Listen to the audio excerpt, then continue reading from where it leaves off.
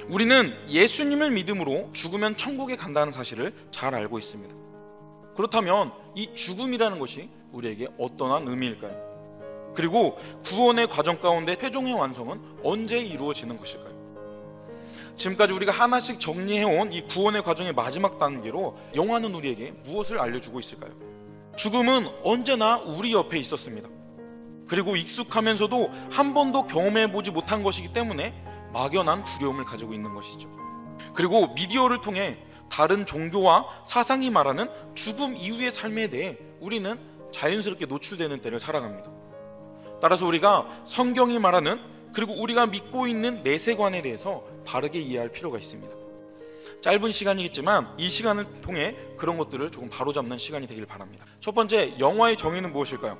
이 말처럼 하나님의 자녀들이 죄와 사망의 세력으로부터 완전히 해방되는 구속의 최종의 완성을 영화라고 볼 수 있겠습니다. 죽음이 영화이긴 하지만 영화가 죽음만을 의미하는 것은 아니죠. 이후에 설명을 통해 우리가 그걸 정리하기 원합니다.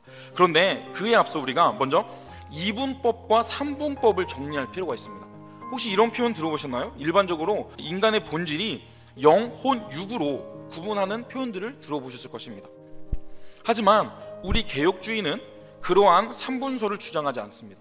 인간의 본질은 영과 육으로 이루어졌다고 말하는 이분서를 우리는 따릅니다. 이것은 바울서신에 기록된 것을 우리가 근거하여 이것을 따르는 것인데요, 몇몇 잘못된 이단과 잘못된 사상들이 삼분서를 주장한다고 합니다. 그런데 이러한 구분을 기억하실 때 이것은 단지 구분일 뿐이지 따로 분리해서 생각할 것이 아니라는 것을 우리는 기억해야겠습니다. 영과 육이 서로 평행하는 별도의 존재가 아니라 인간이라는 한 개체를 이루고 있는 전인격을 말하는 것이죠. 그런데 잘못된 영지주의적 사상들은 영과 육을 구별하여 설명하려고 합니다. 영은 거룩하고 좋은 것, 육은 부정한 것이라고 주장하지만 그것은 성경이 말하는 가르침이 아닌 것이죠. 우리가 육신의 죄를 없애기 위해 또 금식을 한다고 생각하시는 분들도 계실지 모르겠지만 그런 금식이나 고행을 하는 것은 기독교적인 행위가 아닙니다. 금식을 하는 것은 우리의 육신을 쳐서 육신의 죄를 없애기 위함이 아니라 생명이 하나님께 있음을 깊이 묵상하며 기도에 집중하기 위해 우리가 금식하는 것이죠. 죄와 영이 죄를 지은 것을 구분할 수도 없습니다. 그래서 영이 지은 죄, 몸만 지은 죄라고도 구분할 수 없겠죠. 전 인간이 죄를 지은 것으로 볼 수 있겠습니다. 그리고 우리가 구원을 받는 것도 영만 구원받고 육은 구원받지 않는다, 이것도 존재할 수 없습니다. 나라는 인간 자체가 온전한 구원을 받게 되는 것이죠. 그렇다면 죽음에 대해서 우리는 어떻게 해석해야 될까요? 우리가 죽음을 경험하는 그 순간 우리의 영혼은 하나님께 올라갑니다. 하지만 우리의 육신은 땅속에서 썩어 먼지가 되겠죠. 그리고 마지막 때가 된다면 예수님께서 다시 오실 그때 우리의 땅속에 있었던 몸은 영화롭고 온전한 모습으로 부활합니다. 그리고 하나님께 갔던 영과 결합하여서 온전한 영화를 이루게 되는 것이죠. 이것이 기독교가 말하는 내세관입니다. 죽음 이후에 우리에게 일어날 일인 것이죠. 그런데 우리가 다른 내세관들을 많이 접하게 됩니다. 그런 표현들 있죠. 죽으면 귀신이 될까요? 이 정도는 다 아시겠죠? 우리가 원한을 가지고 죽는다고 귀신이 되는 것은 아닙니다. 우리에게 귀신이란 타락한 천사의 거짓된 영이지 인간이 귀신이 되는 것은 아니죠. 따라서 우리가 제사를 무의미하게 여기는 것도 이것 때문입니다. 그리고 죽으면 환생한다라고 말하는 것들도 많이 접해보셨을 텐데요, 그것은 불교적 내세관이지 우리가 말하는 내세관이 아닙니다. 또한 죄에 따라서 지옥이 어떠한 단계가 있고 그 단계에 따라 고통을 받는다라는 것도 기독교적 내세관이 아닙니다. 영화 신과 함께에서 나온 그러한 이미지와 모습들은 불교적 내세관을 이미지화한 것으로 볼 수 있으면 되겠습니다. 그리고 한 가지 더, 자살하면 지옥에 간다라는 것도 옳지 않은 내세관입니다. 자살이 하나님 앞에 큰 죄이긴 합니다. 창조의 질서를 거스르는 큰 죄악인 건 맞지만 믿음의 은혜로 구원을 받는 우리의 그런 구원관에 맞지 않습니다. 만약에 이것이 맞다면 자살이라는 죄악이 우리의 모든 죄를 해결해 주신 예수님보다 우위에 있게 되는 오류를 범하게 되는 것이죠. 물론 이 자살이라는 것이 정말 그런 조심스러운 문제입니다. 하지만 우리가 기억해야 될 것은 섣불리 자살해서 지옥 갔다 이런 말을 뱉으면 안 된다는 것이죠. 남은 유족들에게 이러한 잘못된 성경 지식으로 상처를 주는 일이 우리 안에는 없어야 하겠습니다.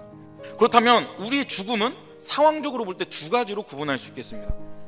그것은 첫 번째는 주님이 오시기 전에 죽거나 주님이 다시 오시거나 둘 중에 하나겠죠. 첫 번째를 보겠습니다. 주님이 오시기 전에 우리가 죽게 된다면 1차적으로 영혼의 영화 과정을 겪습니다. 영혼은 하나님께로 떠나고 육신은 땅의 먼지가 되는 것이죠.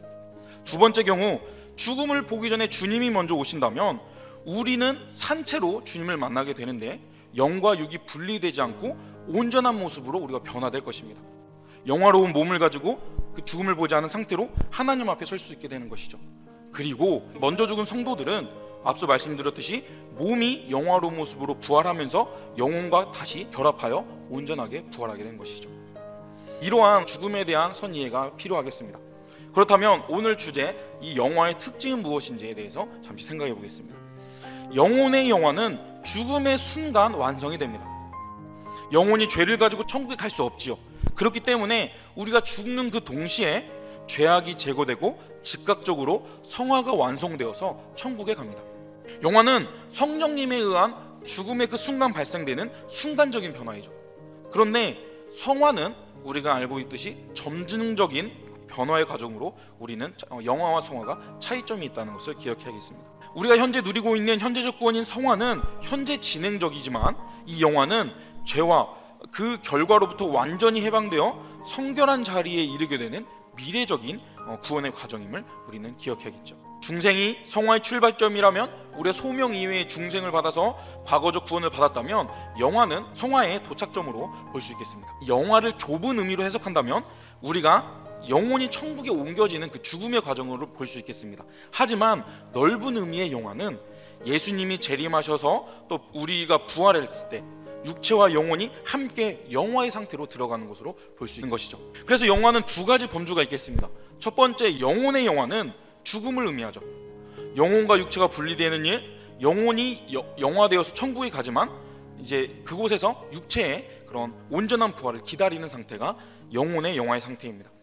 그리고 죽음의 영화의 상태는 마지막에 예수님께서 다시 오실 때 육체가 부활하여서 영혼과 재결합하는 완성된 하나님의 자녀가 되는 영화의 상태를 말하는 것이죠. 그렇다면 그렇게 육신의 영화를 이루게 된 영화된 몸의 특징은 무엇일까요? 고린도전서 15장에 근거하여 볼 때 이것은 부활하신 예수님의 몸을 생각하시면 되겠습니다. 썩지도 않고 강하고 죽지도 않고 영광스럽고 신령한 몸을 얻게 될 것입니다. 그리고 죄에서부터 완전히 구별된 죄의 영향을 받지 않고 시공간의 제약도 받지 않을 것이고요. 우리가 기억해야 될 것은 부활 전에 누렸던 일상의 삶이 연속된다는 것입니다. 천국에 가서 다시 포맷되는 것이 아니라 여전히 살았던 그 기억을 가지고 천국에서 부활한다는 것이죠. 그렇다면 이 영화의 관점으로 볼 때 죽음은 어떠한 것일까요? 성도의 육체적인 사망은 영혼의 별세, 영혼의 죽음과 성화의 완성을 의미합니다. 성도에게 이 사망은 형벌이 아닌 성화를 위한 하나님의 연단의 정점으로 볼 수 있겠죠. 성화의 완성을 위한 최종의 기회가 죽음입니다. 교재에서 약간 애매하게 표현된 부분이 있습니다. 좀 질문이 조금 모호합니다. 이 질문은요, 인간의 사망은 죄의 형벌이다. 이것은 맞습니다. 그런데 성도의 사망은 죄의 형벌이 아닙니다. 무슨 의미인지 이해되시나요? 모든 인간은 죄의 형벌로 죽음을 받게 되었지만 성도라면 이 죽음을 바라볼 때 이것이 단순히 죄의 형벌로 끝나는 것이 아닌 영화, 성화의 마지막 단계이고 죽음 이후에 천국이 있음을 깨닫는 과정이다 라고 우리가 받아들여야 된다는 것이죠. 그리고요, 죽음은 죽지 않을 신령한 몸을 입기 위해 죄와 사망에 지배받은 약한 몸을 벗는 과정이라고도 볼 수 있겠습니다. 그렇다면 우리가 소망하게 될 최종의 영화, 예수님이 다시 오실 재림의 과정은 어떠한 일이 이루어질까요? 예수 그리스도께서 영광 중에 다시 오실 때 성도들의 신체적 부활이 이루어집니다. 영과 육으로 된 온전한 사람으로 그 영광의 자리에 참여하게 되는 것이죠. 그제서야 성도의 전인격적 영과 육이 함께 구속이 완성되는 것을 경험할 수 있습니다.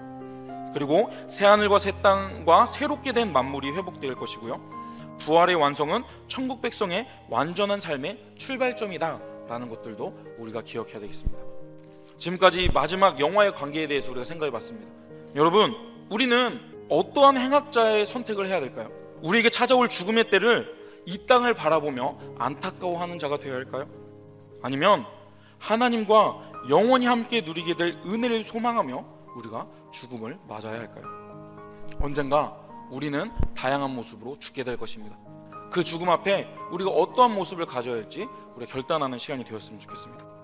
천국을 소망하며 영화를 누릴 것을 소망하며 주님과 함께 영원히 살 것을 소망하며 나아가실 수 있는 저와 여러분이 되시길 주님의 이름으로 축복합니다.